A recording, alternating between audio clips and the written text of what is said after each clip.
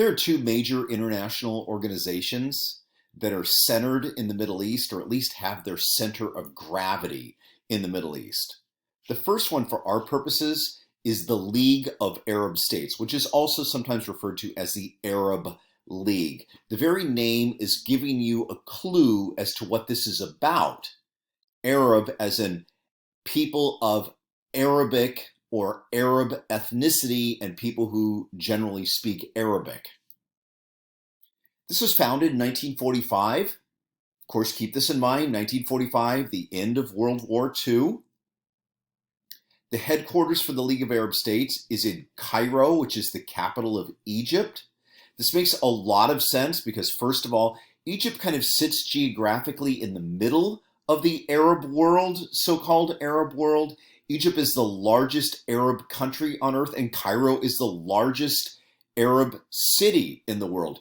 Furthermore, it's hard to explain this exactly, but Egyptians themselves in the Arab world, they have a kind of swag about them. It's very difficult to explain if you have not been to the Middle East or North Africa, but Egyptians are in some ways, I don't know, should I say this? Kind of like cool. I don't know, there's something going on about them. And people in the Middle East know this about them, and Egyptians themselves, although Egypt is a poor country, or at least the average person is poor, they have kind of something going on. A lot of the movies that are that come out of the Arab world come out of Egypt and out of Cairo. A lot of the music comes from there.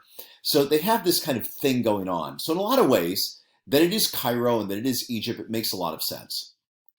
There are 22 members. Those 22 members are the 22 Arab-dominated countries in the Middle East and North Africa. So that means majority Arab populations. Now, it's really 21 countries plus the Palestinians who are unstated or stateless, whatever you want to call it. We'll talk more about them when we talk about Israel.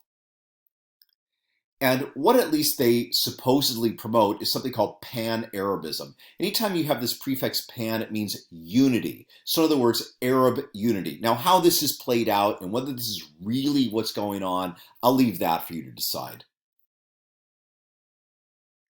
The second one is OPEC. OPEC is the Organization of Petroleum Exporting Countries, which gives you some idea of what they're about. We met this before, if you recall. We spoke about Venezuela.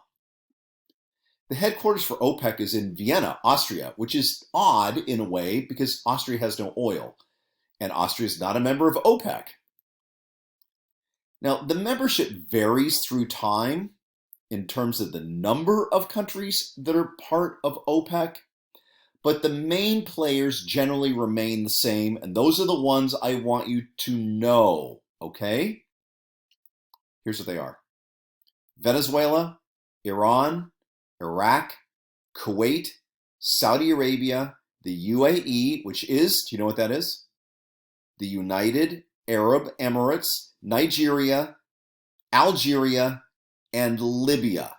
As I said, there are others. These are the ones I want you to know because the others kind of migrate in and out over time, but these are the solid foundational members. They do not tend to vary.